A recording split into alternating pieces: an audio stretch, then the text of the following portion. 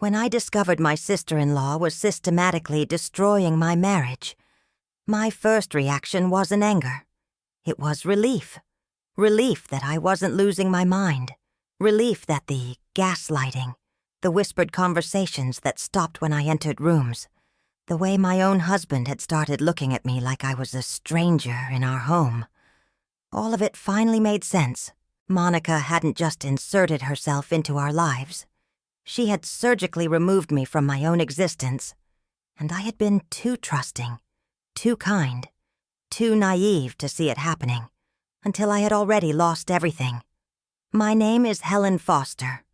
I'm 68 years old now, and I'm sitting in my small but comfortable apartment in Atlanta, Georgia, looking out at the city where I was born, where I raised my family, where I built a life, and where I watched that life get dismantled piece by piece by someone who smiled at me across Thanksgiving tables for over 30 years. They say blood is thicker than water, but nobody warns you that in-laws can bleed you dry just as effectively as any blood relative. Nobody tells you that the person bringing casseroles to your family dinners might be secretly planning to take your casserole dish, your kitchen, your husband, and everything else you've worked for your entire life. This isn't a story about how I got revenge. This is a story about how I survived, how I rebuilt, and how I learned that sometimes the worst betrayals come from the people you never thought to guard yourself against. Because Monica wasn't some evil stepmother from a fairy tale. She was my husband Richard's younger sister. She was the woman who helped me pick out my wedding dress. She was the aunt who showed up to every one of my children's birthday parties with perfectly wrapped gifts. She was family, and that's exactly why her betrayal cut so deep and worked so well. Before we go any further into this story, I need to tell you something important. I know you're here because something in the title resonated with you. Maybe you've experienced betrayal from someone you trusted. Maybe you're going through something similar right now. Maybe you just need to know that survival is possible when everything falls apart. Whatever brought you here, I want you to know that sharing these stories matters. It matters because somewhere out there, someone needs to hear that they're not alone. Someone needs to know that losing everything isn't the end of their story. That's why I'm asking you, if this story speaks to you, if you think it might help someone else who's struggling, please take just 1 second to hit that like button. It's such a small action, but it helps this channel reach more people who need to hear these real stories of survival and strength. And if you're not already subscribed, please subscribe and turn on that notification bell so you don't miss any of these stories. We're building a community here of people who understand that life doesn't end at 55, 60, or 70. Life can begin again at any age.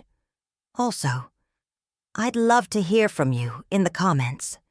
Tell me what you think of this story as it unfolds, and let me know what city or country you're watching from. Knowing there's a community of listeners out there from all over the world means everything. Your support, your likes, your comments, they all help this channel grow and reach more people who need to hear that they're not alone. Thank you for being here. Now, let me tell you how I went from having everything to having nothing, and how I built something even better from the ashes. I was born Helen Marie Pritchard in 1957, right here in Atlanta, in a modest neighborhood called West End, where the houses sat close together and everybody knew everybody else's business. My daddy worked at the Ford assembly plant, and my mama took in sewing and alterations to help make ends meet. We weren't poor, but we weren't comfortable either. We were working class in every sense of the word. We worked hard, we paid our bills, we went to church on Sundays, and we believed that if you treated people right, they'd treat you right back. That last part turned out to be the biggest lie I ever swallowed, but I didn't know that yet when I was growing up. I was the middle child of 5, 2 older brothers, me, and 2 younger sisters. Being in the middle meant I learned early how to keep peace, how to mediate, how to see both sides of every argument. My mama used to say I could talk a cat off a fish wagon, meaning I had a way with words and with people. I was the peacemaker, the one who smoothed things over when my brothers fought or when my sisters squabbled over clothes. I was also the responsible one, the one my parents trusted to watch the younger kids while they worked extra shifts. I took pride in being dependable, in being the person people could count on. Looking back now, I can see how those very qualities, the desire to keep peace, the instinct to trust, the need to be reliable, made me the perfect target for someone like Monica. But I'm getting ahead of myself. I met Richard Foster in 1976, when I was 19 years old.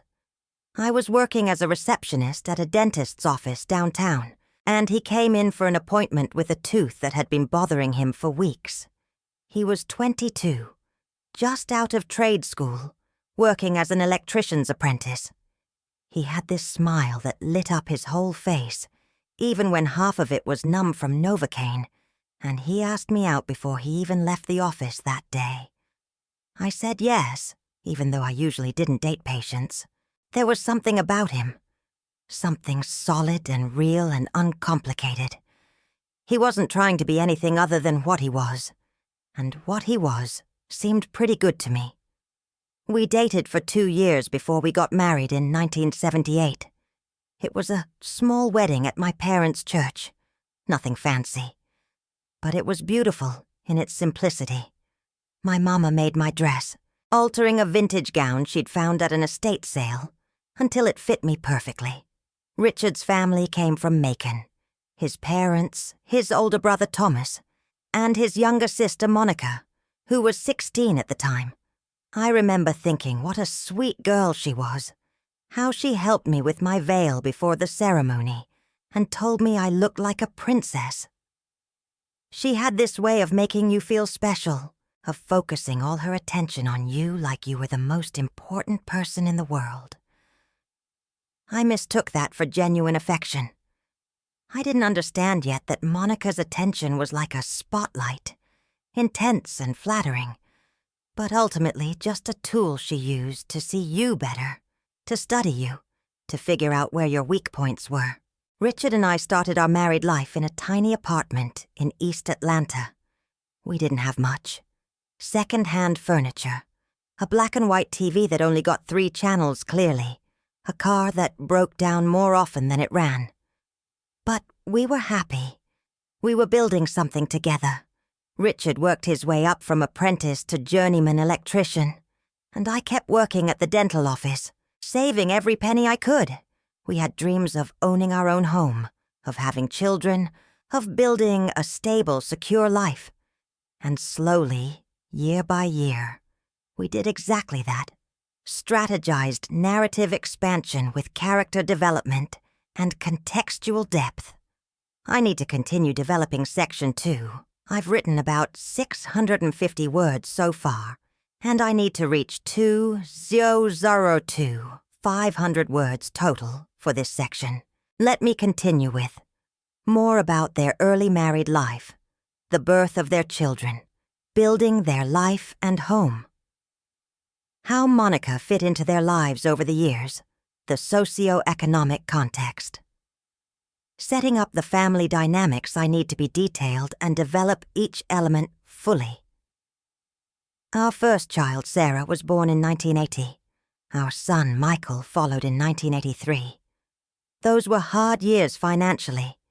Daycare costs, medical bills, the endless expenses that come with raising babies. But they were also the happiest years of my life. I loved being a mother. I loved everything about it, even the sleepless nights and the constant worry. Richard was a good father, present and involved in a way that wasn't always common for men of his generation. He changed diapers. He got up for midnight feedings. He read bedtime stories in his slow, patient voice that could make even the most fractious toddler settle down. Monica was in her late teens and early 20s during those years, and she visited often from Macon. She doted on the babies, brought them gifts, volunteered to babysit whenever she was in town. I was grateful for her help, grateful for the family support. My own siblings were scattered across Georgia by then, pursuing their own lives, so having Richard's sister around felt like a blessing. She was the cool aunt, the one who remembered birthdays and showed up with exactly the right present. Sarah adored her. Michael called her Auntie Mon Mon and would run to her with his arms up whenever she arrived. In 1985, we bought our first house. It was in a neighborhood called Lakewood Heights, a working-class area with modest ranch homes and mature oak trees lining the streets. The house needed work. The roof leaked. The kitchen was from the 1950s. The bathroom had pink tile that I hated. But it was ours. We had a mortgage, which terrified me at first, but Richard assured me we could handle it. And we did. He took on extra jobs, working evenings and weekends to bring in more money. I went back to work part-time once Michael started kindergarten, taking a job at a local insurance agency where I could work school hours. We spent every spare moment fixing up that house. Richard rewired the whole place himself, updated the electrical panel, installed new light fixtures. I painted every room, refinished the hardwood floors on my hands and knees, planted a garden in the backyard. We replaced the roof one summer, doing it ourselves, with Richard's brother Thomas helping on weekends. Monica came to help too, though she mostly kept us supplied with lemonade and sandwiches rather than getting up on the roof. She had moved to Atlanta by then, working as an administrative assistant at a hospital. She'd never married, and at the time I thought it was because she was focused on her career, independent and self-sufficient. Now I wonder if she was just waiting, watching, biding her time. The years passed in that way that they do when you're busy with work and kids and life, simultaneously too fast and achingly slow. Sarah grew into a smart, serious girl who loved reading and dreamed of becoming a teacher. Michael was our wild child, full of energy and mischief, obsessed with baseball, and convinced he was going to play for the Braves someday. Richard's electrical business was doing well. He'd gone out on his own in 1990, started Foster Electrical Services, and slowly built up a client base. Money wasn't tight anymore. We weren't rich, but we were comfortable. We could pay our bills without panic, could afford family vacations to Florida or the Smoky Mountains, could help the kids with college funds. Monica remained a constant presence in our lives. She lived about 20 minutes away, in an apartment in Grant Park, and she came to Sunday dinners almost every week. Sometimes she brought her latest boyfriend, though those relationships never seemed to last. She was always there for birthdays, holidays, school events. She and I had become genuinely close, or so I thought. We talked on the phone several times a week. We went shopping together, saw movies, tried new restaurants. I considered her not just my sister-in-law, but one of my best friends. I trusted her completely. I never once questioned her motives or wondered if there might be something calculating behind her kindness. Looking back now with the clarity that only comes from having everything stripped away, I can see that Monica was always studying me, learning me, figuring out exactly how I worked so she could eventually dismantle me. But at the time, I saw none of that. I saw only a lonely woman who had become part of our family, who helped us and supported us, and seemed to genuinely care about our well-being. Richard's parents passed away in the late 90s, his father from a heart attack in 1997, his mother from cancer just 18 months later. It was a hard time for Richard and his siblings. Thomas had moved to Tennessee by then and wasn't around much, so Monica and Richard leaned on each other heavily during those losses. I encouraged it. I thought it was healthy for them to be close, to support each other. I had no idea that in encouraging their closeness, I was creating the perfect conditions for what would eventually destroy my marriage. By 2005, both our kids were out of the house. Sarah had graduated from Georgia State and was teaching 3rd grade in Decatur. Michael had gone to trade school like his father and was working as an HVAC technician in Savannah. Richard and I were entering that stage of life they call empty nest, just the two of us in the house that had once been full of noise and chaos. I thought it would be a good phase, time for us to reconnect, to travel, to enjoy the fruits of all those years of hard work. I thought we'd grow closer without the distraction of raising children. Instead, Monica grew closer. She started coming by more often, sometimes without calling first. She'd show up with food she'd cooked, saying she'd made too much for one person. She'd arrive with problems that needed Richard's help. A leaky faucet, an electrical outlet that wasn't working, a shelf that needed hanging. Richard never minded helping his sister. He was that kind of man, always willing to lend a hand to family. And I never minded either, because she was family. And that's what family does. We help each other. What I didn't see then was the pattern. I didn't notice that Monica's neediness increased in direct proportion to the amount of free time Richard and I had together. I didn't register that her problems always seemed to require Richard specifically, that she never asked me for help with things I could easily handle. I didn't pay attention to the way she'd touch his arm when she talked to him, or how she'd laugh at things he said that weren't particularly funny, or how she'd position herself between us in photos. I didn't see any of it because I wasn't looking for it. Why would I? She was his sister. She was my friend. She was family. And I trusted family. That trust was the foundation Monica built her betrayal on. She knew that as long as I trusted her, I'd never question her. As long as I saw her as harmless, as lonely, as in need of our help, I'd never suspect what she was actually doing.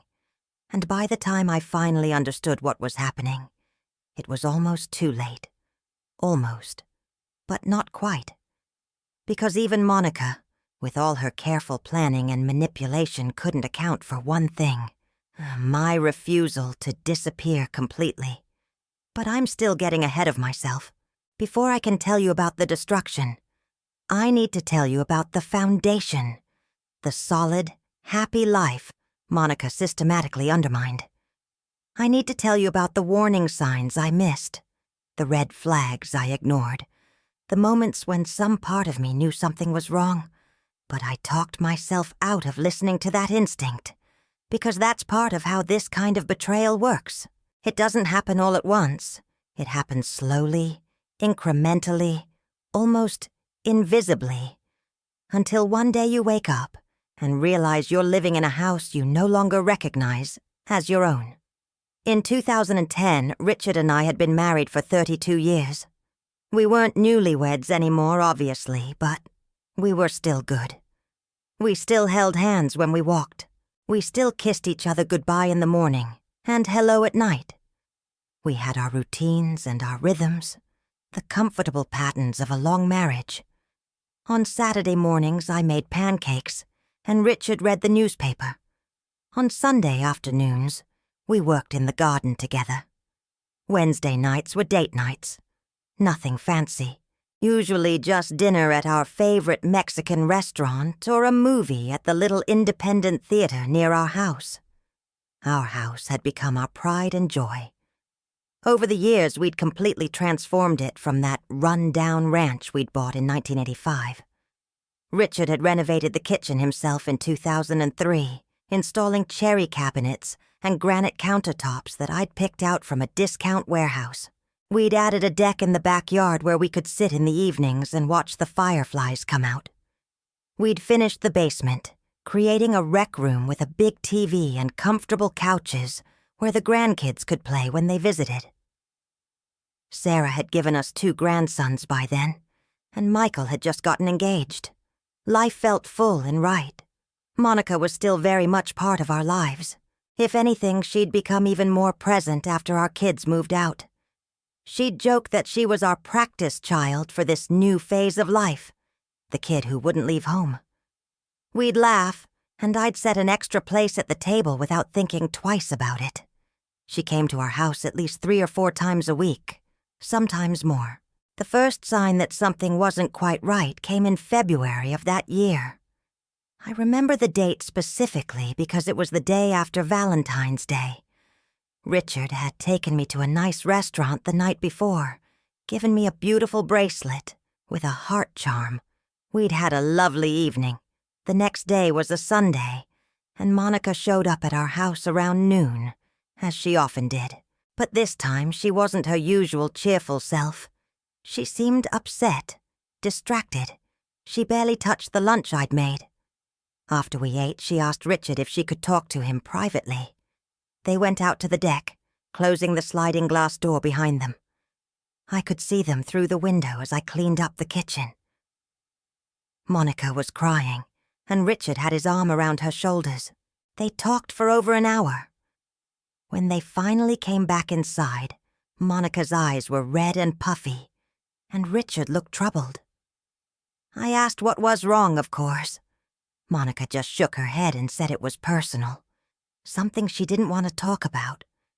Richard told me it was financial problems, that Monica was having trouble making ends meet and was worried about losing her apartment. He said we'd help her figure it out.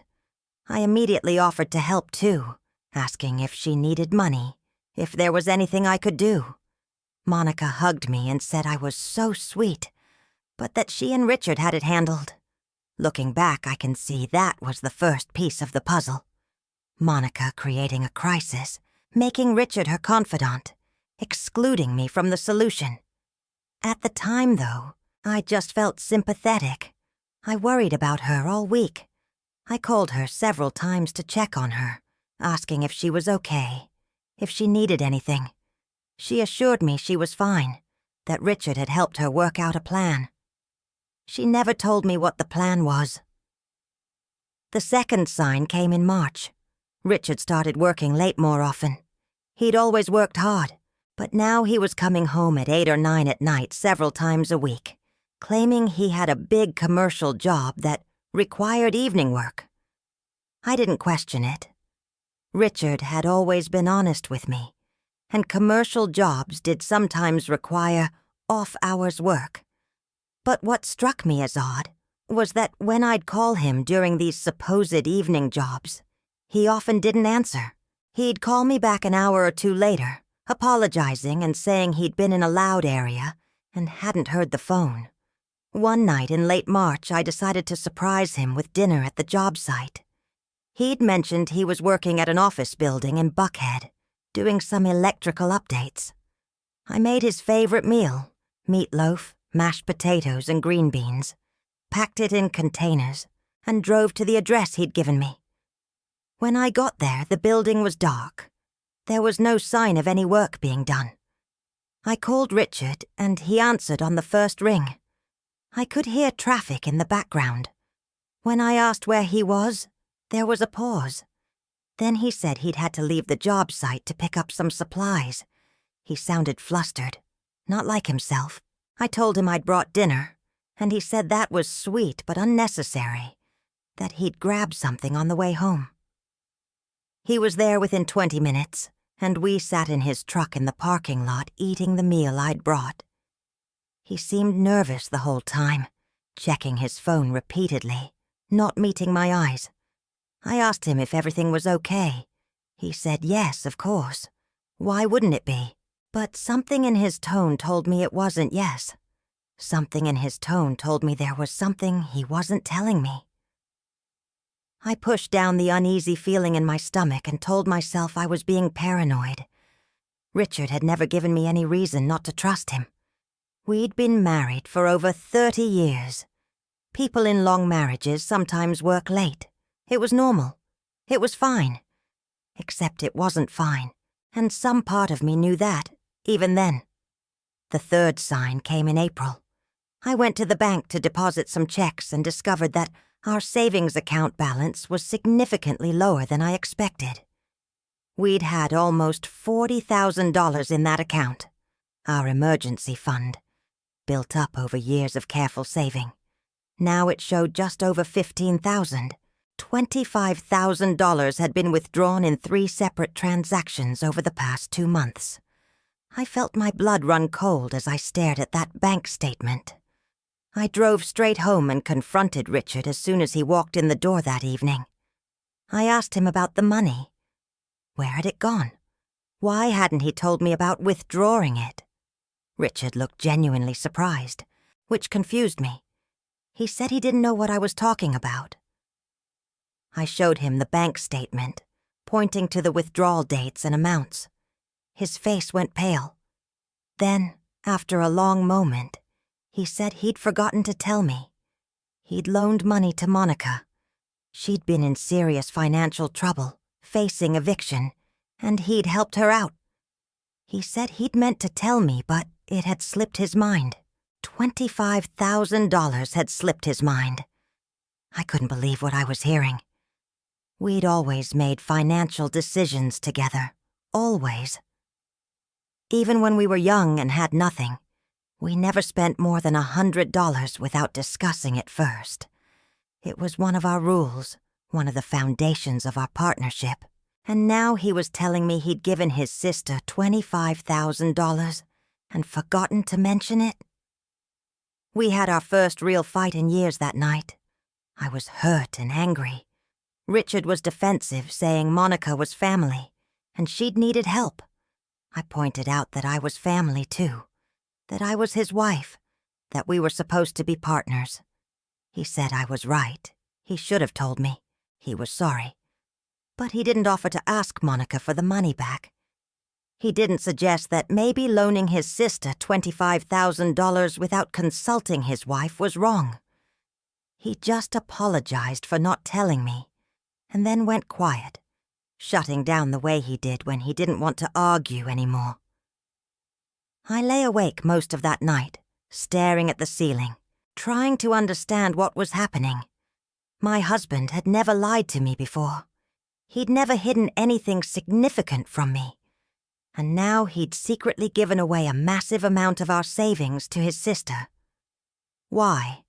And why hadn't Monica mentioned it to me? We talked regularly.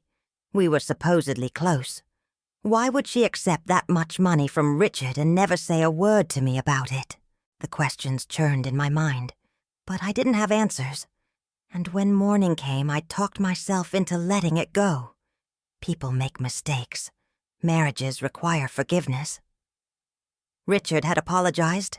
Maybe I was overreacting. Maybe I was being petty about money. Monica was family, and family helped family. I needed to be more understanding. That's what I told myself. That's the story I fed myself to make the discomfort go away. And it worked, for a while. The 4th sign came in May. I was at the grocery store when I ran into Janet Peterson, one of our neighbors from down the street. We chatted while we shopped, catching up on neighborhood news and family updates.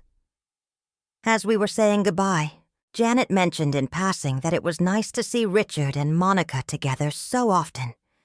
She said they made a cute couple. I felt like I'd been slapped.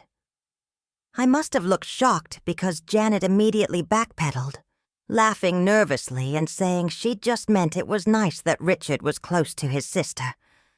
But the damage was done. The words hung in the air between us. Cute couple. I asked Janet what she meant by seeing them together often. She looked uncomfortable now, clearly wishing she hadn't said anything. She explained that she'd seen Richard's truck at Monica's apartment complex several times in the past few weeks. She lived in the same complex, just a different building. She'd seen them together in the parking lot, talking, laughing. She'd seen them go into Monica's apartment together on at least 2 occasions. She said she hadn't thought anything of it, assumed they were just spending time together as siblings do. But then when she'd mentioned it to her husband, he'd made some joke about them being close. and now she was worried she'd put her foot in her mouth. I forced myself to smile and told Janet it was fine.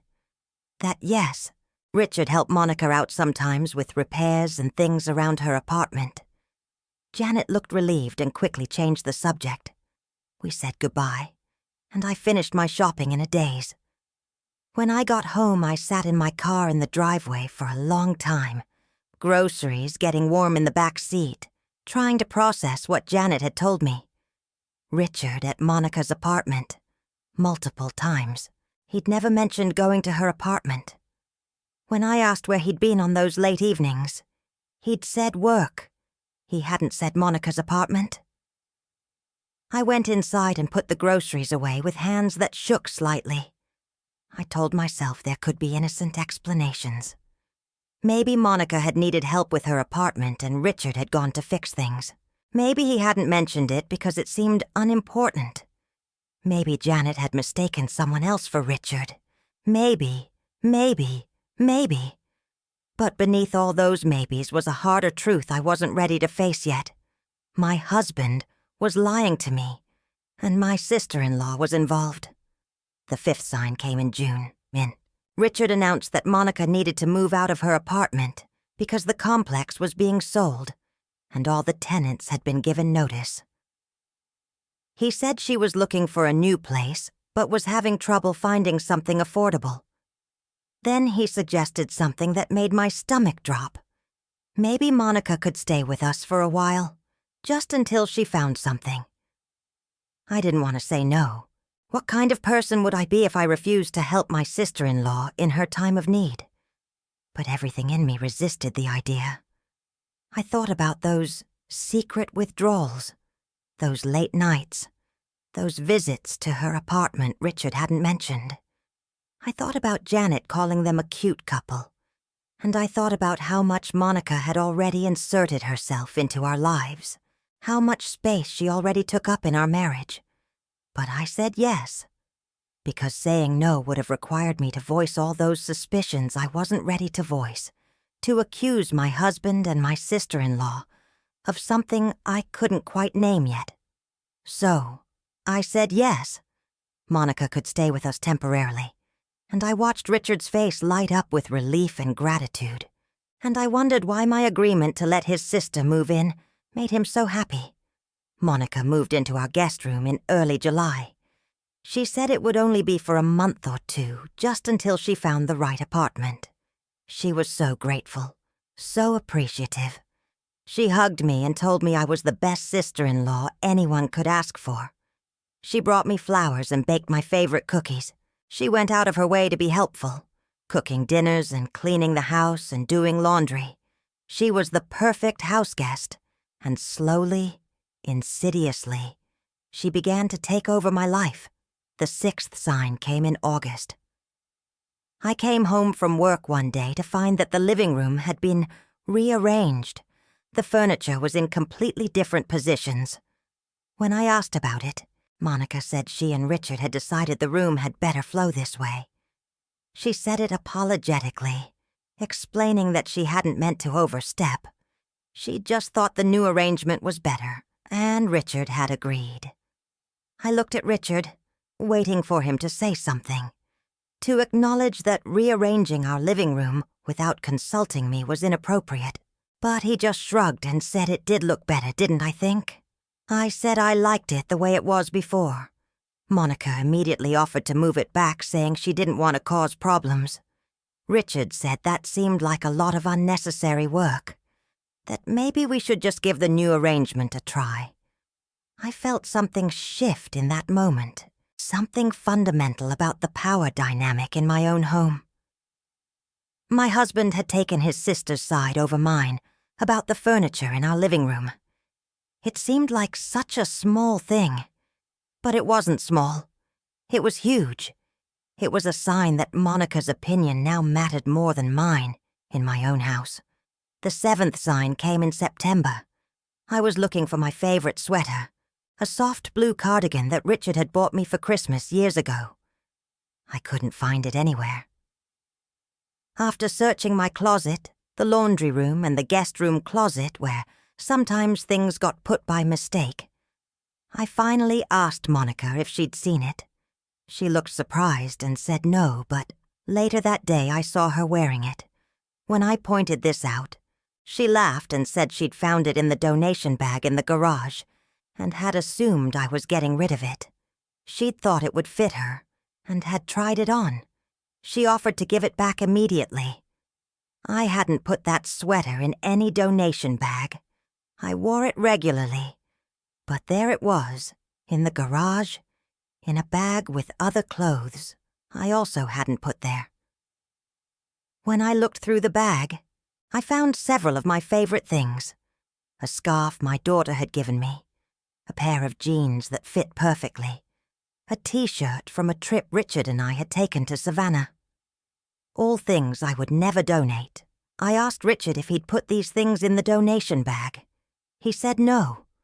Monica was standing right there, and she suggested that maybe I'd done it and forgotten. She said it gently, kindly, with concern in her voice. She said sometimes people our age have little memory lapses, that it's nothing to worry about. Richard agreed that maybe I had forgotten. He suggested I should mention it to my doctor at my next appointment, just to be safe. They both stood there in my garage, suggesting that I was losing my memory, gaslighting me into doubting my own mind. And the worst part was that, for a moment, I actually wondered if they were right. Had I put those clothes in the donation bag and forgotten? Was I losing my memory? Was I going crazy? I took the bag back inside and put everything back in my closet. But the seed of doubt had been planted, and I could feel it starting to grow. The 8th sign came in October. Monica had been living with us for 4 months by then, and she showed no signs of actively looking for her own place. Whenever I asked about her apartment search, she'd sigh and say everything she looked at was either too expensive or in a bad neighborhood. Richard always jumped to her defense, saying she could stay as long as she needed, that there was no rush. One evening, I came home from a doctor's appointment to find Richard and Monica sitting close together on the couch, looking at something on his laptop. When I walked in, they both jumped slightly, and Richard closed the laptop quickly. I asked what they were looking at. Monica said they'd been looking at apartments for her, but Richard interrupted and said they'd actually been looking at retirement communities for us. He said he and Monica had been discussing our future and thought maybe we should start thinking about downsizing, maybe moving to a smaller place or even a retirement community. I was 53 years old. I had no intention of moving to a retirement community. I loved our house. We'd built this life here, raised our children here, created so many memories here. And my husband and his sister were making plans for our future without me, discussing where I should live without consulting me. I said I wasn't interested in moving. Richard said we were just exploring options, thinking ahead. Monica chimed in that it might be smart financially to sell while the housing market was good. She had all these statistics and numbers talking about how much we could get for the house, how much cheaper it would be to live in a smaller place, how much money we could save. She'd clearly researched this extensively. She'd put thought and effort into planning my exit from my own home. And in that moment, standing in my living room, watching my husband and sister-in-law discuss my future, like I was a child who couldn't make my own decisions, I finally understood. This wasn't about helping family. This wasn't about Monica needing a place to stay temporarily. This was about Monica systematically removing me from my own life so she could take my place. I'd been so blind, so willfully, stubbornly blind. But now I could see clearly, and what I saw terrified me. Because if Monica could convince Richard to give her $25,000, to let her move into our home, to rearrange our furniture, and plan our future without me, what else could she convince him to do? How far had this already gone? And how much further would it go if I didn't stop it? That night in October, after Richard and Monica had finished their presentation about retirement communities and had finally gone to bed, Richard in our room, Monica in the guest room that was starting to feel more like her permanent residence, I sat alone in the kitchen in the dark, drinking tea that had long since gone cold. My hands trembled around the mug as I tried to organize my thoughts, to create some kind of coherent picture from all these scattered pieces of evidence I'd been collecting for months, without realizing I was collecting them. The house was completely silent, except for the hum of the refrigerator and the occasional creak of old wood settling. This house that I loved, that I'd poured my heart and soul and sweat into for 25 years, suddenly felt foreign to me. The furniture wasn't where I'd arranged it. My clothes kept disappearing. My husband made decisions without me. And my sister-in-law had inserted herself so deeply into the fabric of our daily life that I couldn't see where her influence ended and my actual marriage began. I thought about confronting Richard. I thought about waking him up right then and demanding answers. But answers to what questions exactly? What was I going to accuse him of? Helping his sister too much? Being too generous with family? Those weren't crimes. Those weren't even necessarily wrong. Maybe I really was paranoid. Maybe I really was being petty and jealous of the attention he gave his sister. Maybe this was all perfectly innocent and I was manufacturing problems where none existed. But then I thought about Janet Peterson calling them a cute couple. I thought about the closed laptop and the guilty looks when I'd walked in. I thought about $25,000 I hadn't known about until I saw the bank statement. I thought about Monica wearing my favorite sweater and claiming I'd put it in the donation bag. I thought about how naturally Richard had suggested I might be having memory problems, how easily he'd shifted to gaslighting me instead of supporting me. And I knew something was deeply, fundamentally wrong. I just didn't know the full extent of it yet. Over the next several weeks, I became a detective in my own home. I started paying attention to everything. The looks exchanged between Richard and Monica, the private conversations that stopped when I entered a room, the times Richard came home smelling faintly of Monica's perfume. I checked our bank accounts daily, watching for unexplained withdrawals. I looked through Richard's pockets before doing laundry, found receipts for restaurants I'd never been to, for movies he'd supposedly seen with clients, for gas fill-ups in parts of town he had no business being in. I went through the phone bill and saw hundreds of calls between Richard's cell phone and Monica's, many of them lasting 30 minutes or more. Many of them happening during times when I thought Richard was at work. I looked at his text messages when he left his phone charging in the bedroom, saw inside jokes and familiar shorthand, and a level of intimacy that made me feel physically ill. One text from Monica to Richard said, "Can't wait until it's just us. So tired of pretending." Richard's response, "Soon. I promise. Just need to handle it carefully." Handle what carefully? Handle me. Handle telling me they were having an affair. Handle getting me out of the picture so they could be together. I felt like I was losing my mind. I'd go through these periods of absolute certainty that something terrible was happening, followed by periods where I'd convince myself I was reading too much into innocent things. Richard was working late because he had a lot of clients. Monica was around a lot because she needed family support. They were close because they were siblings. The texts could be about anything. Maybe planning a surprise for me. Maybe discussing their brother Thomas. Maybe just sibling stuff that I wouldn't understand, because I didn't have that kind of relationship with my own siblings.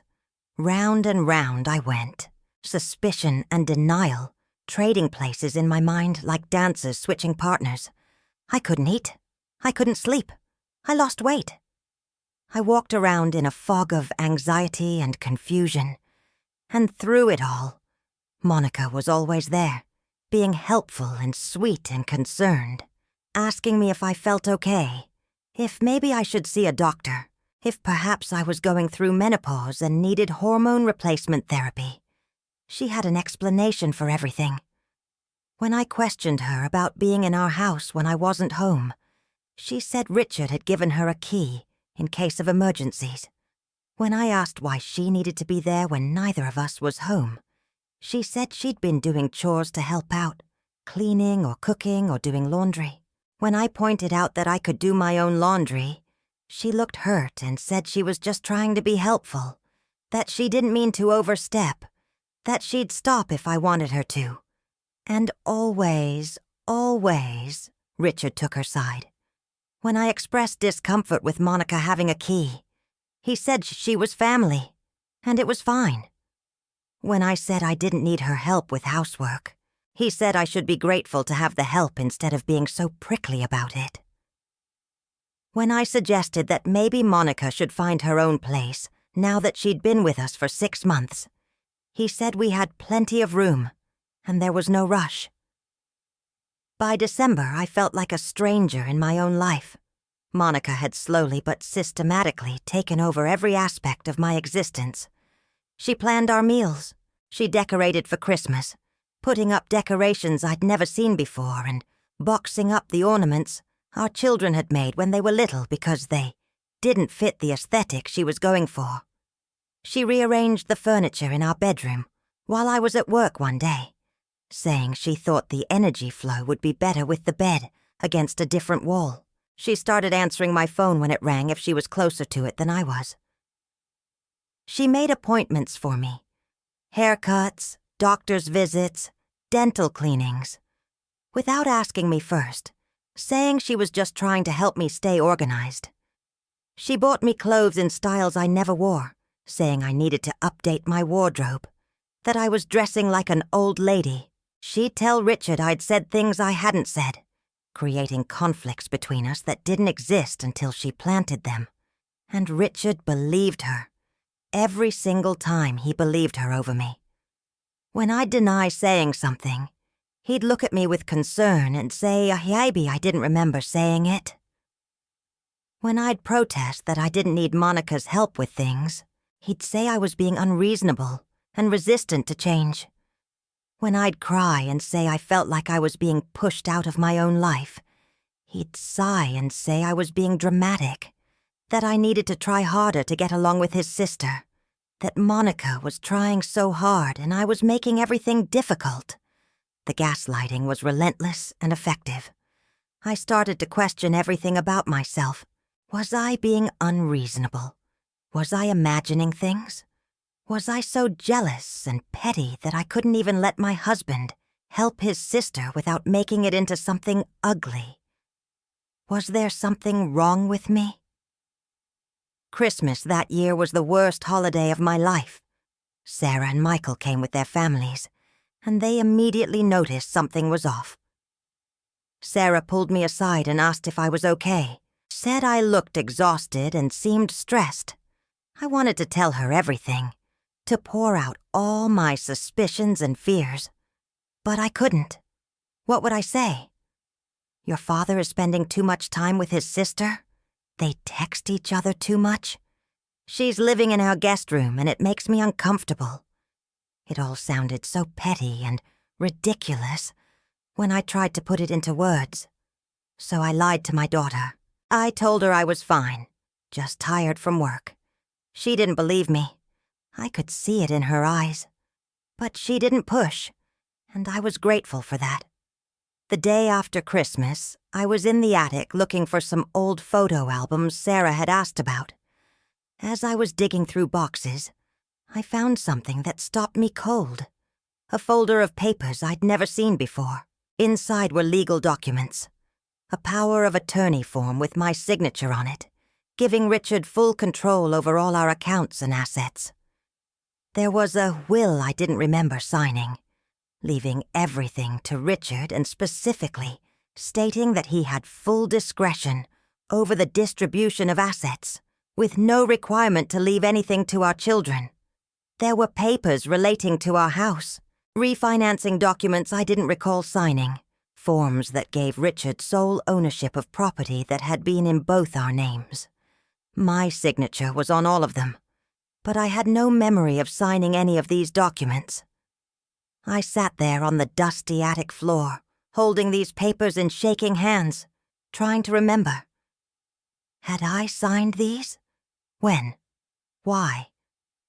I combed through my memory, searching for any recollection of sitting down with these forms, of reading through them, of putting my name on the dotted line. Nothing. There was nothing. But the signatures looked real. They looked like mine. The handwriting was a match. Had I signed these in some moment I couldn't remember? Was my memory really that bad? Or had someone forged my signature? But who would do that? And why? I heard footsteps on the attic stairs. Monica's voice called up. "Helen, you okay up there?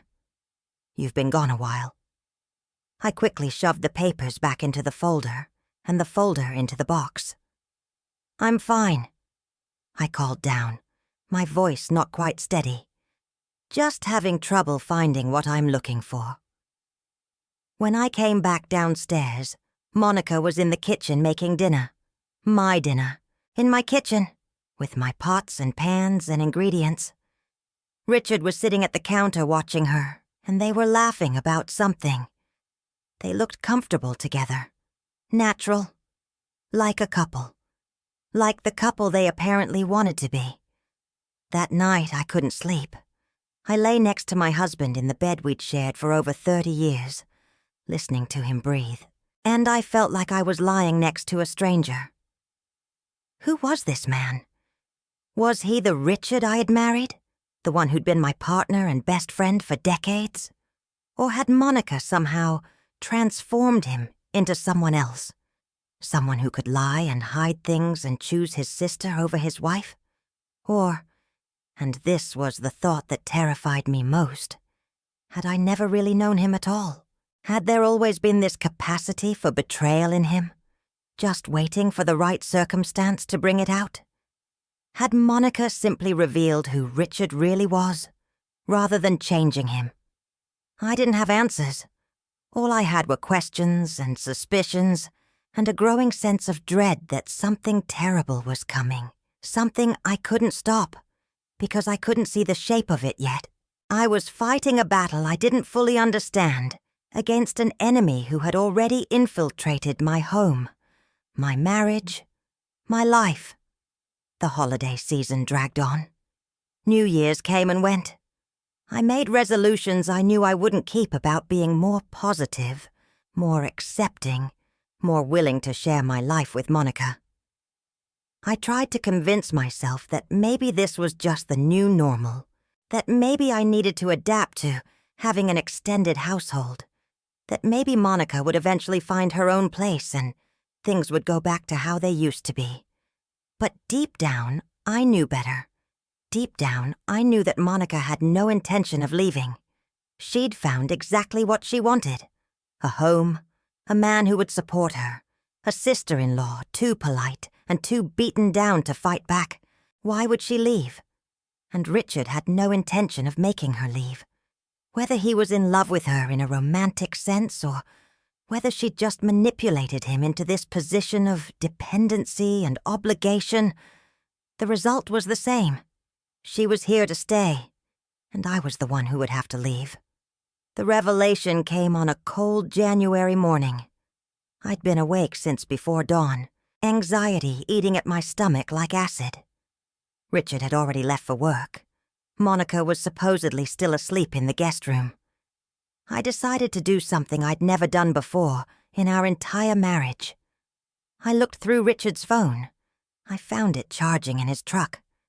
I knew his passcode because we'd never had secrets from each other before Monica. My hands shook as I unlocked it and opened his text messages.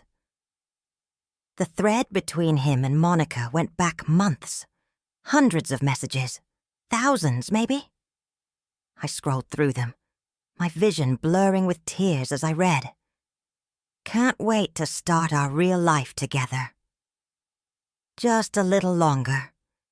Then it'll be just you and me in the house we deserve. I can't believe we've wasted so much time. We could have been together years ago. She's getting suspicious. We need to be more careful. Did you get her to sign the papers? We need everything in your name before we make our move. I love you. Always have. Since we were kids. Once she's in the facility, we can finally stop pretending. The facility. They were planning to put me in some kind of facility. They were going to have me declared incompetent, use the forged signatures or manipulated documents to take control of everything, and then lock me away somewhere. They were going to take my house, my money, my life, and there would be nothing I could do about it because I'd already supposedly signed papers giving Richard power of attorney. I sat in that truck reading message after message, watching my entire reality crumble and reconstitute into something horrifying and unrecognizable. My husband wasn't just helping his sister. He was in love with his sister. They were having an emotional affair at minimum, possibly a physical one as well. And they were conspiring to get rid of me, to steal everything I'd worked for my entire adult life, to lock me away in some nursing home or psychiatric facility while they played house in the home I'd built. 32 years of marriage, all a lie. Or maybe not all a lie. Maybe the first 25 years had been real and the last 7 had been the lie. Either way, the man I thought I'd married didn't exist. The family I thought I had didn't exist. The life I thought I was living didn't exist. What did exist was 2 people who wanted me gone. And from the looks of these text messages, they were very close to making that happen. I took pictures of the messages. I don't even remember consciously deciding to do it. Some survival instinct kicked in, some small part of me that refused to just lie down and accept this. I photographed screen after screen of damning evidence, sent the photos to my own email, deleted the sent messages from Richard's phone, and put the phone back exactly where I'd found it. Then I drove. I didn't know where I was going. I just drove through the streets of Atlanta, through neighborhoods I'd known my whole life, past the hospital where both my children had been born, past the church where Richard and I had gotten married, past the elementary school where I'd volunteered in Sarah's classroom. I drove past my whole life and I cried. I cried like I haven't cried since my parents died. I cried for the marriage I'd lost, for the trust that had been broken, for the future I'd imagined that would never exist now. But somewhere in all that crying, somewhere between the grief and the shock and the devastating betrayal, something else emerged, something hard and clear and absolutely furious. They thought they could take everything from me. They thought I was weak and confused and easy to manipulate. They thought they'd broken me down enough that I wouldn't fight back. They were wrong. I might be 53 years old. I might have been naive enough to trust the wrong people. But I was not weak. I was not confused. And I was absolutely not going to let them steal my life without a fight. I pulled into a parking lot and sat there, forcing myself to think clearly instead of emotionally. What did I know? What could I prove? What were my options? I knew Richard and Monica were planning to take everything. I knew they had documents with signatures that might or might not be forged. I knew they were planning to have me declared incompetent somehow and put in a facility. I knew they were in love with each other in a way that violated both their sibling relationship and Richard's marriage vows. I could prove some of it. I had the text messages. I had the bank statements showing the secret withdrawals. I had my own testimony about Monica's behavior and Richard's lies. What were my options? I could confront them, but that would just alert them that I knew. They'd accelerate their plans or find another way to get what they wanted. I could go to the police, but what crime had actually been committed? Adultery wasn't illegal in Georgia anymore. Financial manipulation between spouses was complicated legally. Unless I could prove the signatures were forged, there might not be anything law enforcement could do. I could file for divorce immediately, try to protect whatever assets I still had access to. But if those documents in the attic were valid, if Richard really did have power of attorney and sole ownership of our property, a divorce might leave me with nothing. No, I couldn't just react. I needed a plan. I needed to be smart about this.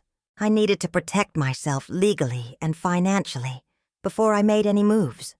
And most importantly, I needed to do all of this without Richard and Monica realizing I was onto them. I pulled out my phone and started making calls. First to Sarah. I told her I needed to talk to her about something important. Could she meet me for lunch? She heard something in my voice that made her agree immediately. No questions asked. Second, to a divorce attorney whose name I'd gotten from a friend years ago when that friend's marriage had fallen apart. I'd never thought I'd need that number, but I'd kept it in my phone just in case. Just in case had arrived. Third, to the bank. I asked about those documents, about power of attorney, about how to protect myself if someone was trying to access my accounts fraudulently. The representative I spoke with was sympathetic and informative. She gave me steps I could take, forms I could file, ways to protect myself. By the time I drove home that afternoon, I had the beginning of a plan. It wasn't complete yet. There were still pieces missing, still things I needed to figure out. But I had direction. I had purpose. I had the first glimmers of how I was going to fight back. When I walked into my house, Monica was in the kitchen cooking dinner. She smiled at me and asked where I'd been, said she'd been worried. I smiled back and lied, straight to her face. Said I'd been running errands, had lost track of time. She accepted it without question, already turning back to her cooking, already so confident in her control over my life that she didn't think I was capable of fighting back. That confidence would be her downfall, and I was going to make sure of it now. I know some of you watching might be feeling overwhelmed by this story. I was certainly overwhelmed living through it. But here's what I want you to know. If you're in a situation where someone is manipulating you, gaslighting you, making you doubt your own reality, you're not crazy. You're not imagining things. Trust your instincts. And if you've made it this far in my story, take just a second to hit that like button. If you're finding value in hearing about my experience, your support helps this channel reach other people who might be going through similar situations and need to know they're not alone. And please, drop a comment below, telling me what you think of the story so far, or what you would do in this situation. I'd also love to know what city or country you're watching from. It's amazing to me how these stories of betrayal and survival connect people across the world. Your engagement, your likes, your comments, they all help this channel grow and reach more people who need these messages of hope and resilience. Thank you for being here with me. The meeting with Sarah was one of the hardest conversations I've ever had. We met at a quiet cafe far from our neighborhood, somewhere I was certain we wouldn't run into anyone we knew. When I showed her the screenshots of the text messages between Richard and Monica, I watched my daughter's face cycle through disbelief, horror, disgust, and finally, fury. "Mom," she said, her voice tight with rage, "we need to call the police. This is... I don't even know what this is. But it's wrong. It's so wrong." I explained to her why going to the police might not work, why I needed a more strategic approach. Sarah wanted to confront her father immediately. She wanted to drive to our house right then and drag the truth out of both Richard and Monica, but I convinced her to wait, to let me handle this carefully. I was protecting her too, protecting her from the ugliness of what her father had become. The meeting with the divorce attorney, Patricia Valdez, was equally difficult, but in a different way. Patricia was in her 50s, sharp and no-nonsense, with the kind of tough competence that comes from seeing every kind of marital betrayal imaginable. She listened to my story without interruption, taking notes, occasionally asking clarifying questions. When I finished, she sat back in her chair and studied me for a long moment. "Mrs. Foster," she finally said, "I'm not going to sugarcoat this. You're in a very difficult position. If those signatures on the power of attorney and property documents are valid, you could lose everything in a divorce. We need to determine immediately whether they're forgeries or whether you signed them under duress, or while medicated or in some other compromised state." She recommended a handwriting analyst. She also recommended we file protective orders on our bank accounts immediately, preventing any further withdrawals without my specific approval. She suggested I gather every document I could find relating to our finances, make copies of everything, and store them somewhere safe outside of the house. "Most importantly," Patricia said, leaning forward with an intensity that made me sit up straighter, "you cannot let them know you're aware of their plans. The moment they realize you're onto them, they'll accelerate whatever they're planning. We need time to build your case, to protect your assets, to determine exactly what legal ground we're standing on. Can you do that? Can you go home and act normal while we work behind the scenes?" I thought about it. Could I sit across the dinner table from Richard and Monica and pretend I didn't know they were planning to institutionalize me? Could I make small talk and smile and act like nothing was wrong while I dismantled their plans piece by piece? Yes, I could. Because the alternative was losing everything without a fight. Over the next 6 weeks, I became someone I didn't recognize. I smiled when Monica served me the dinners she cooked in my kitchen. I thanked Richard when he came home with flowers, knowing he'd probably pick them up because Monica told him to. I played along with their charade while simultaneously photographing every document in the house, forwarding every relevant email to my attorney, and building an ironclad case against them. The handwriting analyst determined that while the signatures on most of the documents were mine, they'd been signed while I was under the influence of something. The pressure and rhythm of the signatures indicated I'd been sedated or impaired when I signed them. I racked my brain trying to remember, and then it hit me. About 8 months ago, I'd had a minor surgery. Nothing serious, just a routine procedure. I'd been on pain medication for a few days after. Monica had been staying at our house to help me recover. She'd brought me my medication, made sure I was comfortable, taken care of everything. She'd also apparently had me sign a stack of documents while I was drugged. Documents I had no memory of seeing, let alone signing. Patricia said we could fight it, could argue I'd signed under duress or while incapacitated, but it would be easier if we could prove fraud in other ways. So we kept digging. We pulled phone records showing the excessive contact between Richard and Monica. We documented every lie Richard had told about his whereabouts. We tracked down neighbors who'd seen Richard's truck at Monica's old apartment. We built a timeline of financial irregularities. And we found something that changed everything: the title to our house. Richard had refinanced it 8 months ago, right around the time I was recovering from surgery, and had taken my name off the title. The house that I'd poured my heart into for 25 years, that I'd painted and cleaned and decorated and loved, legally belonged only to Richard now. I had no claim to it. When Patricia showed me that document, I felt something inside me break and reform simultaneously. It broke because of the audacity of what they'd done, the sheer calculated cruelty of it. It reformed into something harder and sharper, because now I knew exactly what I was fighting for. Everything. We filed for divorce in early March. Patricia hand-delivered the papers to Richard at his office, not at home where Monica would be around to help him strategize. The petition outlined everything. The affair, emotional if not physical, though I suspected it was both.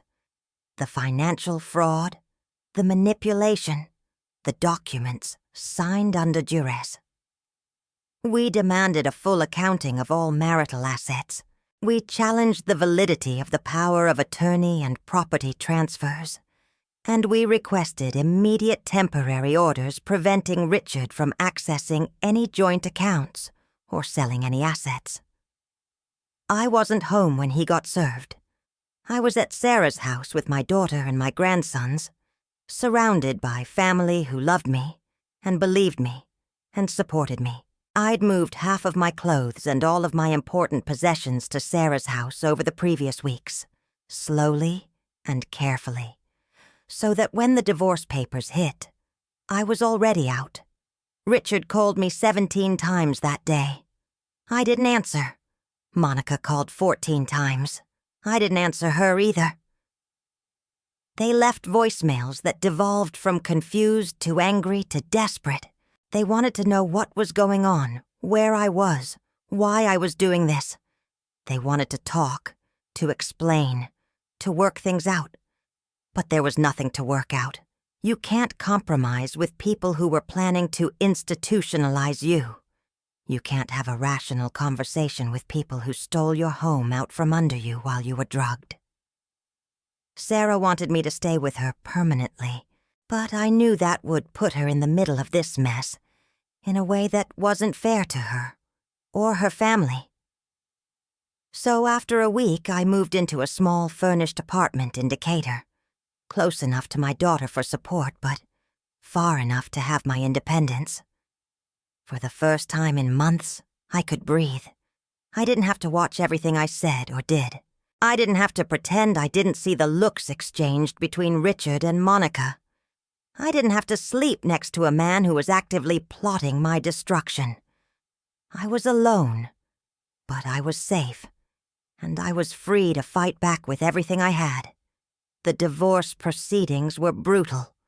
Richard and Monica hired an expensive attorney who tried to paint me as mentally unstable, tried to use my own concerns about memory problems against me.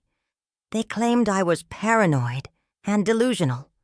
They said Monica had been staying with us to help care for me because I was becoming increasingly confused and irrational.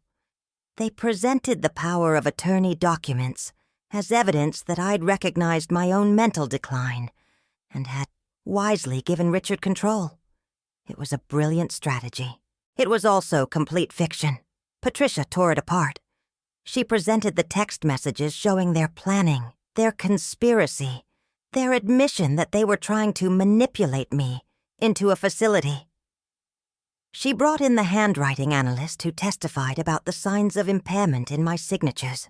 She called neighbors who testified about seeing Richard and Monica together in intimate circumstances. She presented phone records, financial records, and timeline after timeline showing the pattern of deception and manipulation. The judge, a woman in her 60s named Margaret Holloway, listened to everything with an expression that grew increasingly stern. When Richard's attorney tried to argue that the text messages were taken out of context, that siblings can be close without it being inappropriate, Judge Holloway cut him off. "Counsel," she said in a voice like iron, "I've read these messages. Unless you're prepared to argue that planning to institutionalize one's spouse in order to live with one's sister is appropriate sibling closeness, I suggest you move on to a different argument." In the end, Judge Holloway ruled in my favor on almost everything. The power of attorney was invalidated due to the circumstances under which it was signed. The title transfer was reversed. Richard was ordered to immediately return my name to all marital property. He was ordered to account for every penny of the $25,000 he had given Monica, and to pay half of it back to me immediately. Most satisfyingly, Judge Holloway granted my request for the house.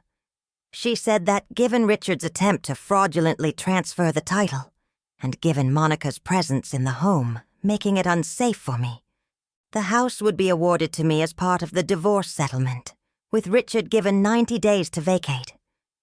Richard and Monica were both in the courtroom when that ruling came down. I watched their faces crumble.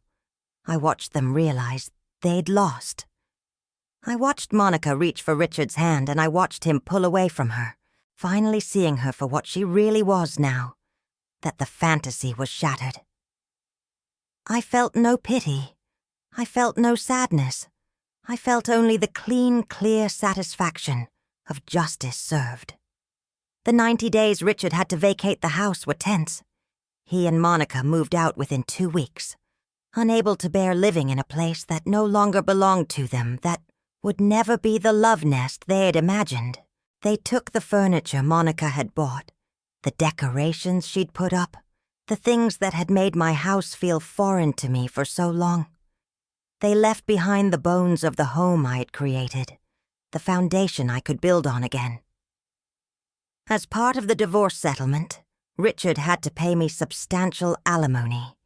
His business was doing well, and the judge determined that I'd sacrificed career advancement to support his business and raise our children, that I deserved compensation for that sacrifice.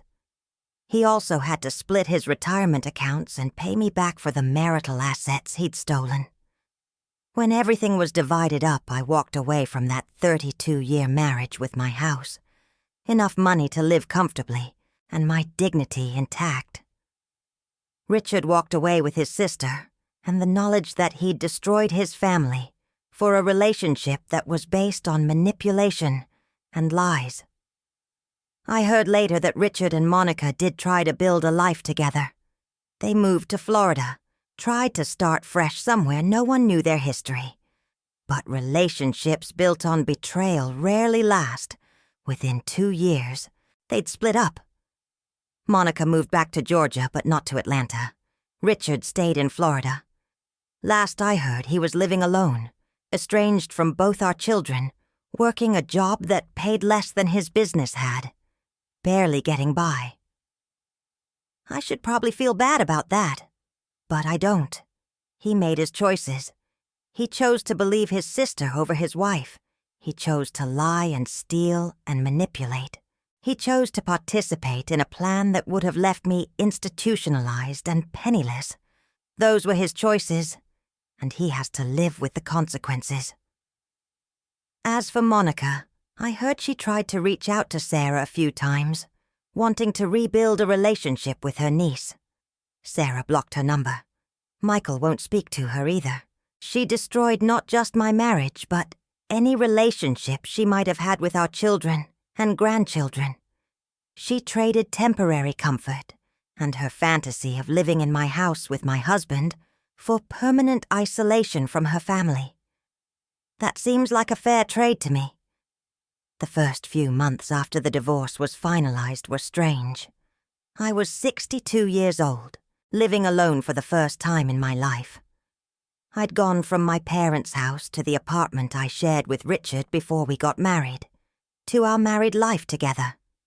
I'd never just been Helen, on her own, responsible only for herself. It was terrifying at first, but it was also liberating. I woke up when I wanted to wake up.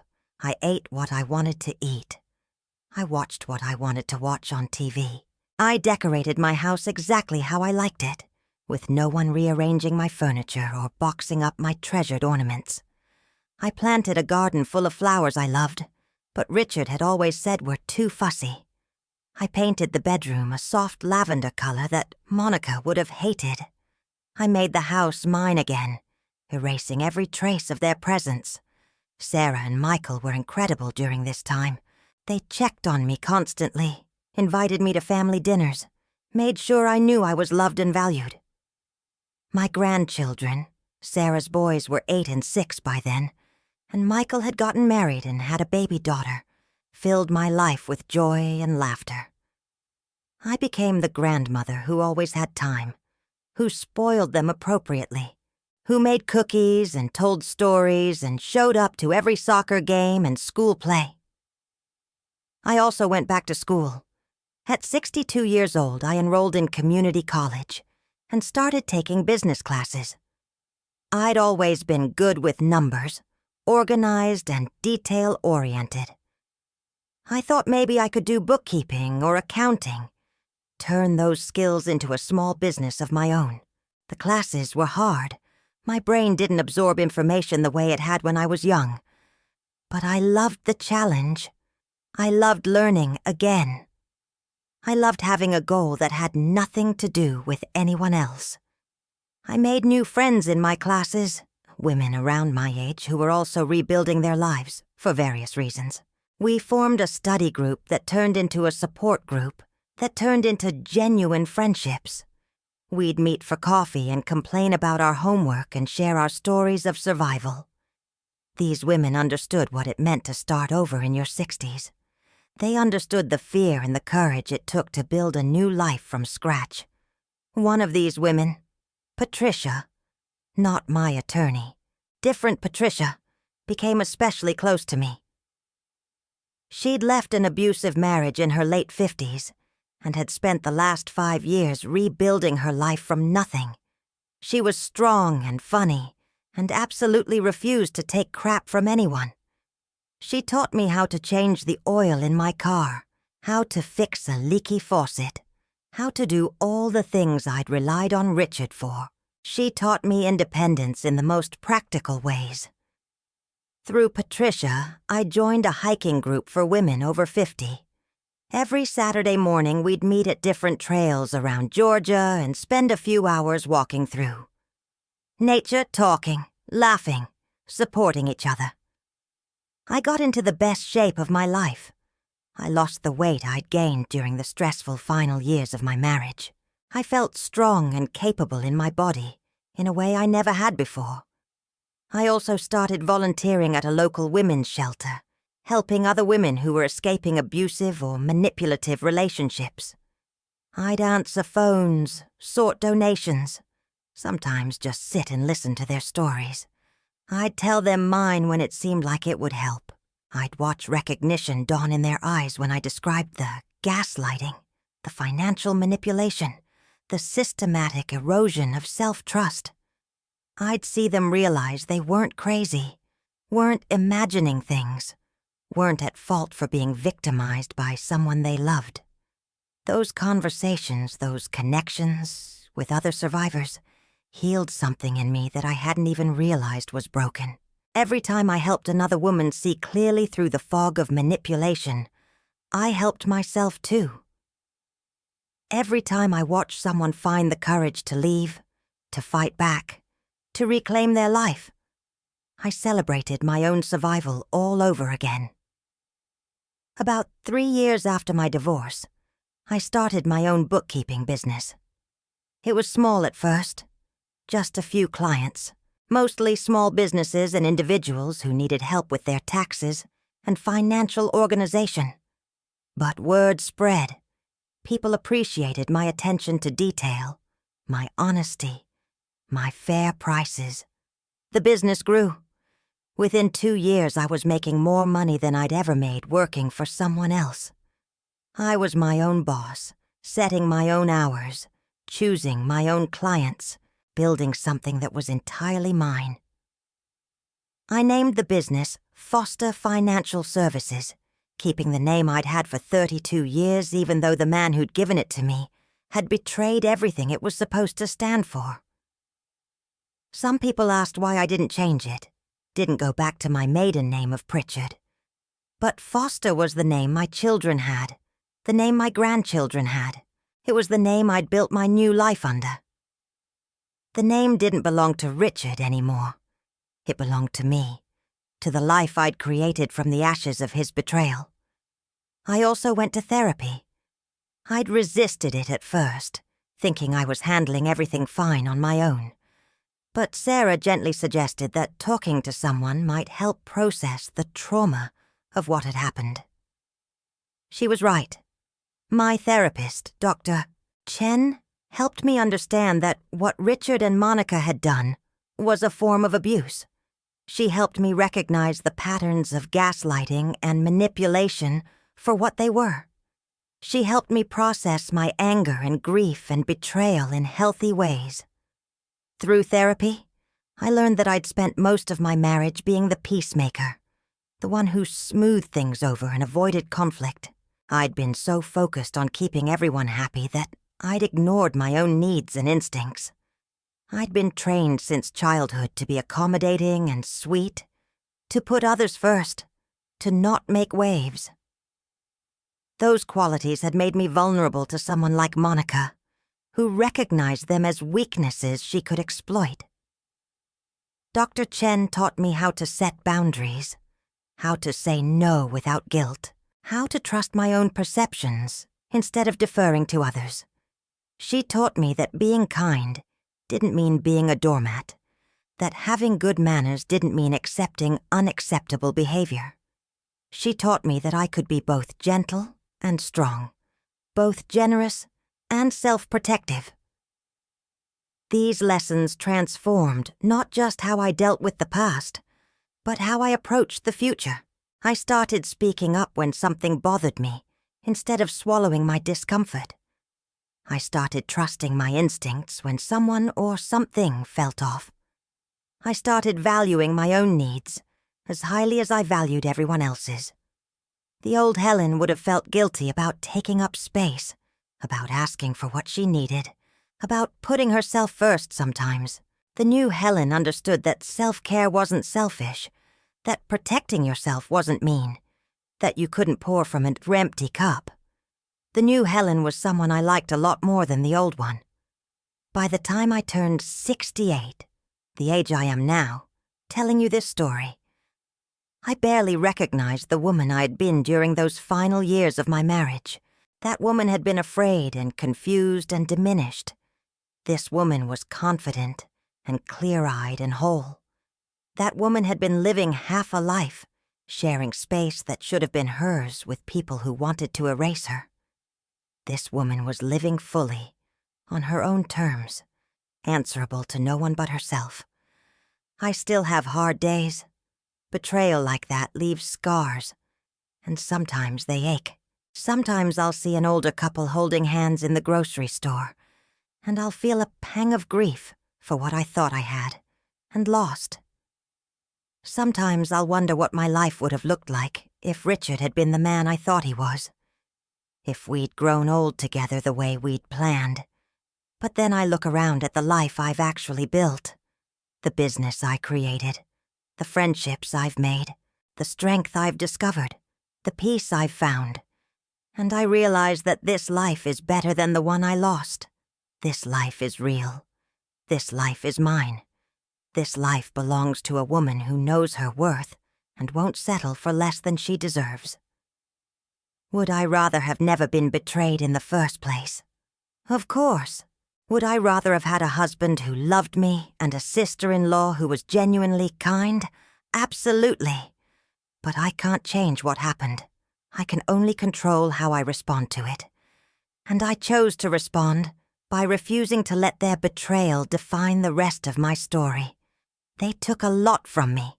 They took years of my life, money I'd saved, trust I'd given freely. They took the future I'd imagined and the security I'd built. But they didn't take everything. They didn't take my children or my grandchildren. They didn't take my ability to love and trust again. They didn't take my strength or my resilience or my capacity for joy. Most importantly, they didn't take my agency. They tried. God knows they tried. They tried to institutionalize me, to paint me as crazy, to strip me of my ability to make my own choices. But I fought back. I refused to be their victim. I took control of my own story and rewrote the ending they'd planned for me. And that's what I want you to understand. If you're in a situation anything like what I went through, You have more power than you think. Even when it feels like the people you trusted have all the control. Even when it feels like you're losing your mind. Even when it feels like there's no way out. You have power. You have agency. You have the ability to fight back. Start small if you have to. Document everything. Keep records. Trust your instincts. Reach out for help. Build your support system. Make a plan. And then execute that plan with every ounce of strength you have. Will it be hard? Yes. Will it be painful? Absolutely. Will you want to give up sometimes? Probably. But I promise you, the pain of fighting back is nothing compared to the pain of living a half-life under someone else's control. The struggle of rebuilding is nothing compared to the soul death of watching your life be stolen from you piece by piece. You deserve better. I deserved better. And sometimes, claiming what we deserve requires us to fight for it with everything we have. I want to tell you about a moment that happened about a year after the divorce was finalized. I was at the grocery store, pushing my cart through the produce section, when I saw Richard. I'd successfully avoided him for a year, but Atlanta isn't that big, and I'd known we'd run into each other eventually.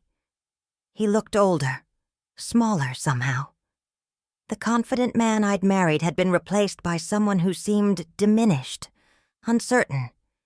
He saw me at the same time I saw him, and for a moment we just stood there, frozen, with 10 feet of grocery store floor between us. Then he walked toward me. My first instinct was to leave, to push my cart in the opposite direction and get away. But I stood my ground. I'd run from enough. I'd hidden from enough. If he wanted to talk, fine. We'd talk. "Helen," he said when he reached me. His voice was hoarse, like he hadn't used it much recently. "You look good. You look really good." "Thank you," I said, my voice polite but distant. He stopped, seemed to struggle with what to say next. "I wanted to tell you I'm sorry. For everything. I know sorry doesn't mean much after what I did, but I am. I'm so sorry." I looked at him. This man I'd spent 32 years of my life with. And I felt nothing. Not anger. Not love. Not even satisfaction at seeing him brought low. Just nothing. He was a stranger who happened to share some history with me. "Okay," I said. He seemed to expect more. Some response, some emotion. Some indication that his apology meant something to me. When I didn't give it, he continued talking. "I don't know what happened to me. Monica, I can't even explain it. It's like she got in my head and I couldn't think straight anymore. She made me believe you were the problem, that you were trying to keep us apart, that we deserved to be together. And I believed her. I believed her over you. And that's unforgivable." "Yes," I said, "it is." "I lost everything," he said. And there was a note of complaint in his voice, a subtle suggestion that I should feel bad for him. "The business, the house. My kids won't talk to me. I'm living in a crappy apartment in Florida working a job I hate. I lost everything because I was stupid and weak, and I let her manipulate me." "No," I said firmly. "You lost everything because you chose to betray me. Monica didn't make you do anything. She gave you opportunities to be a terrible person, and you took every single one of them. You chose to lie to me. You chose to steal from me. You chose to plan to have me institutionalized. Those were your choices, Richard. Own them." His face flushed. "You don't understand. She was so convincing. She made it all seem so reasonable, so right." "I understand perfectly," I said. "You wanted to believe her because she was offering you something you wanted. A life without responsibility. without age-appropriate boundaries, without a wife who expected you to be a decent person. She let you play out some fantasy where you were 25 again, and everything was exciting and new. And you traded our actual life, our real marriage, our family, our future, for that fantasy. I know, he whispered. I know I did, and I've regretted it every day since. I looked at this broken man in front of me, and I realized I'd spent a lot of mental energy over the past year imagining this moment. I'd imagined him begging for forgiveness, me telling him off with a devastating speech that left him destroyed. I'd imagined him attacking me staying calm and dignified in the face of his anger. I'd imagined a dozen different versions of this encounter. But the reality was so much less dramatic.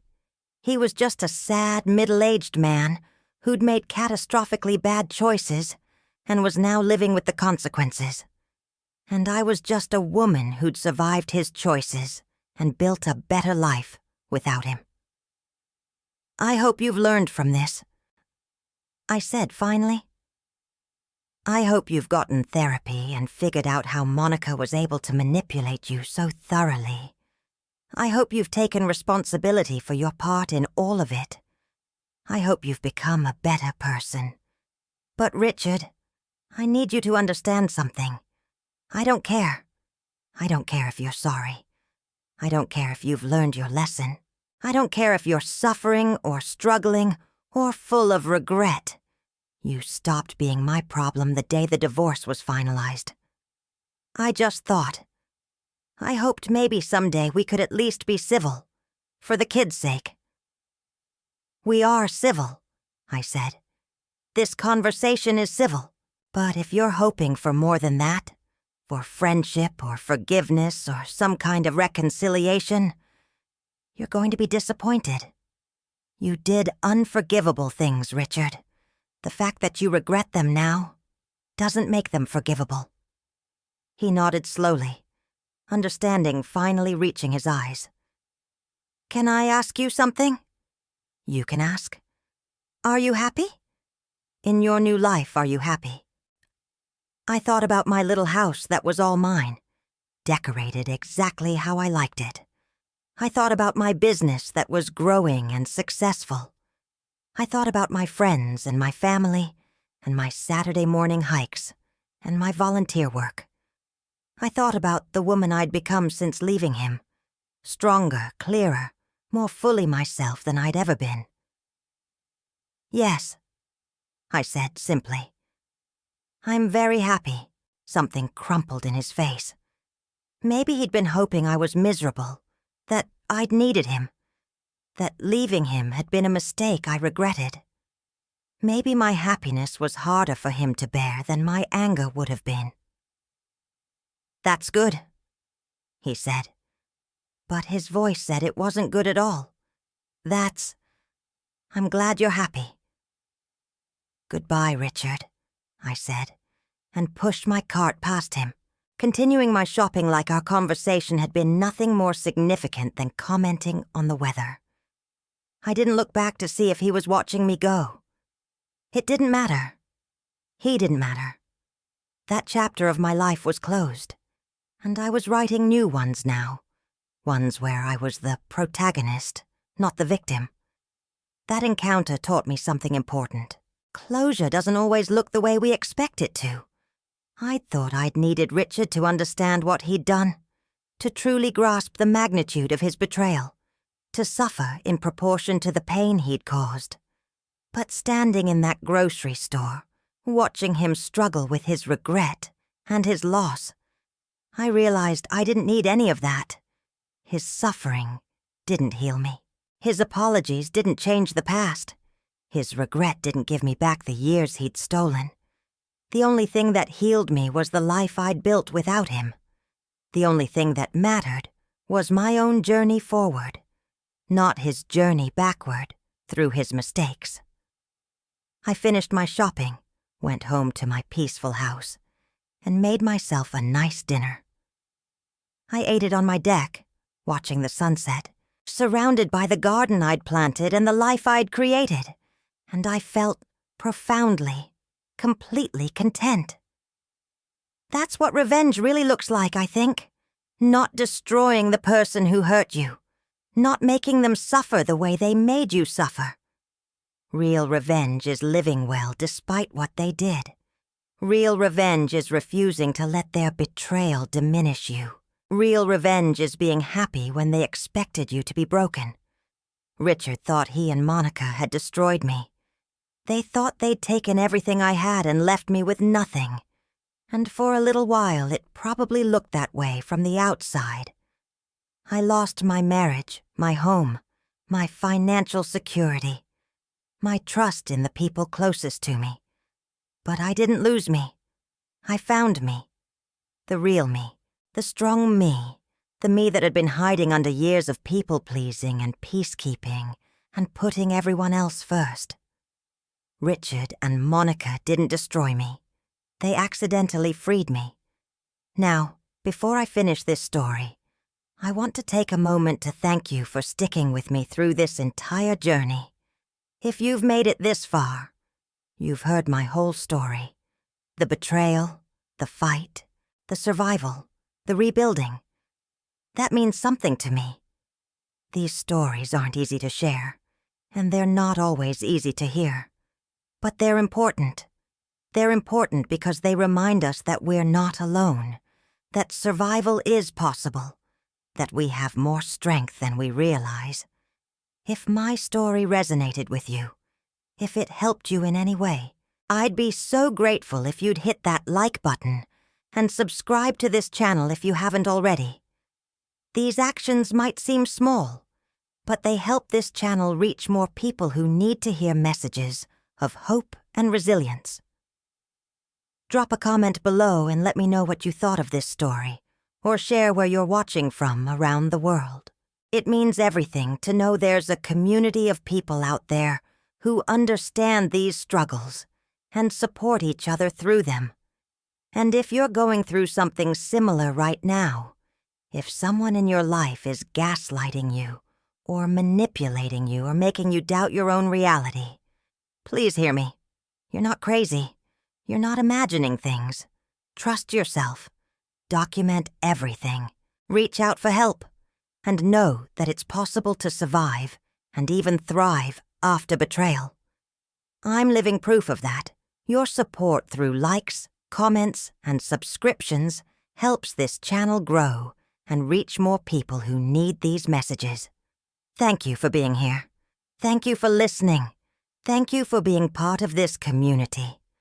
I'm 68 years old now, 6 years past my divorce, and my life looks nothing like I thought it would at this age. I thought I'd be in my 50s, still married to Richard, maybe retired or semi-retired, traveling together, spending time with grandchildren, growing old with my partner of 40-some years. Instead, I'm here in my own house that belongs only to me, running a successful business, surrounded by friends I've made in the past few years, healthier and stronger than I've ever been, and genuinely happy in a way I'm not sure I ever was during my marriage. That's not how I expected my life to go. But it's better than what I had planned. The lessons I've learned through all of this could fill a book. But let me share the most important ones. First, trust your instincts. When something feels wrong, it probably is wrong. I spent months ignoring my gut because I was afraid of what it would mean if my suspicions were correct. Don't make that mistake. Your instincts are based on thousands of small observations your conscious mind might not even register. Listen to them. Second, document everything. If something seems off, keep records. I can't tell you how crucial those screenshots and bank statements and detailed notes were in my divorce proceedings. Without them, it would have been my word against Richard and Monica's, and they would have had the advantage of looking like the sane, reasonable ones, while painting me as paranoid and unstable. Third, don't wait for someone to save you. I wanted my children to notice what was happening and intervene. I wanted my friends to see through Monica and call her out. I wanted Richard to suddenly realize what he was doing and stop. But none of that happened. I had to save myself. And you might have to save yourself, too. That's okay. You're strong enough. Fourth, build your support system before you need it. The friends I made in my college classes, the connections I built through volunteering, the relationship I maintained with my children, all of these became crucial when I needed to leave. Don't isolate yourself, even when a manipulative person is trying to cut you off from other people. Fight to maintain those connections. Fifth, get professional help. I needed an attorney who specialized in complex divorces. I needed a therapist who understood emotional abuse. I needed a financial advisor who could help me protect and rebuild my assets. Trying to do it all alone would have been impossible. Let experts help you. Sixth, don't expect closure from your abuser. Richard's apology in the grocery store didn't make me feel better. It didn't change anything. The closure I needed came from my own healing, my own growth, my own choice to move forward. You might never get an apology. You might never get acknowledgement of the harm done to you. You have to find closure within yourself. Seventh, and maybe most importantly, it's never too late to start over. I was 62 when my marriage ended. 62 when I had to rebuild my entire life from scratch. Society tells us that by our 60s, our lives are basically set, that we're too old for major changes or new beginnings. That's a lie. I've accomplished more and grown more in the past 6 years than I did in the previous 20. Age is just a number. Your capacity for resilience and renewal doesn't expire. I think a lot about the woman I was 6 years ago, crying in my car after discovering those text messages, feeling like my world was ending. I want to go back in time and tell her that, yes, her world is ending. But that's okay. Because the new world she's going to build is going to be so much better than the one that's falling apart. That woman was terrified. She thought losing her marriage meant losing everything. She thought being alone in her 60s meant being lonely and diminished and less than. She thought her best years were behind her. She was wrong about all of it. My best years weren't behind me. They were waiting for me on the other side of my worst year. I just had to have the courage to walk through the fire, to get to them. I'm not going to lie and say it was easy. Rebuilding your life at any age is hard. Doing it in your 60s when you thought everything was settled is harder. There were days when I wanted to give up, when the fight seemed too exhausting, when going back to Richard and accepting the scraps of affection he might throw my way seemed easier than continuing to battle for my rights and my future. But I didn't give up. I kept fighting, and I won. Not just in court, though, I won there too. I won in the bigger, more important ways. I won my self-respect back. I won my autonomy back. I won my joy back. I won the right to live on my own terms, answerable to no one but myself. If you're reading this or watching this or hearing this story in whatever form it reaches you, and you're in a situation where someone is taking advantage of you, manipulating you, stealing from you, gaslighting you, please know that you can fight back. You can win. It won't be easy, but it's possible. And the life waiting for you on the other side of that fight is worth every difficult moment. You are stronger than you know. You are more resilient than you realize. You are deserving of respect and honesty and genuine love.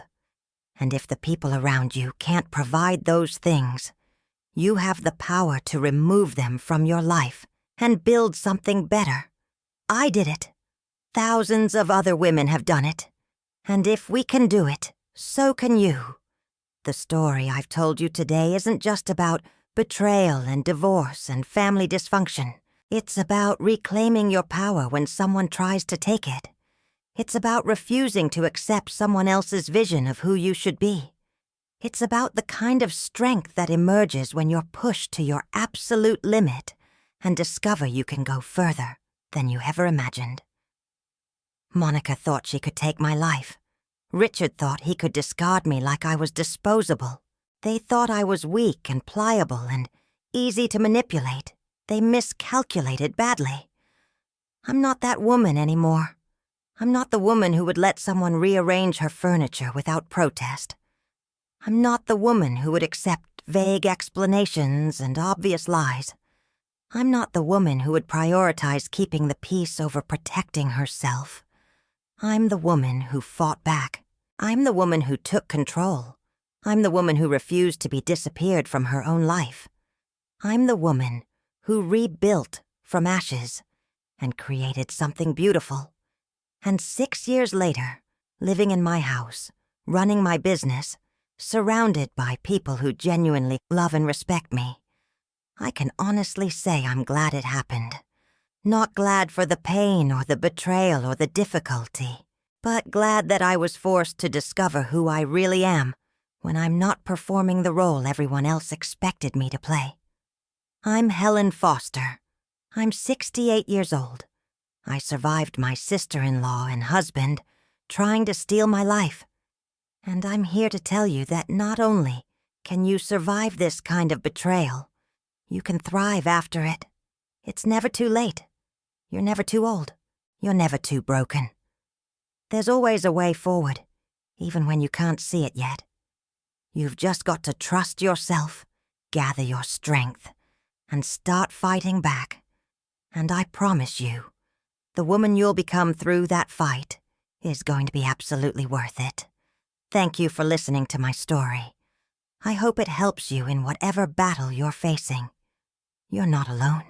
You're stronger than you think, and your best life might be waiting for you on the other side of your worst moment. Be brave, be strong, be true to yourself, and never ever let anyone convince you that you deserve less than respect, honesty, and genuine love. You deserve the world. Go out there and claim it.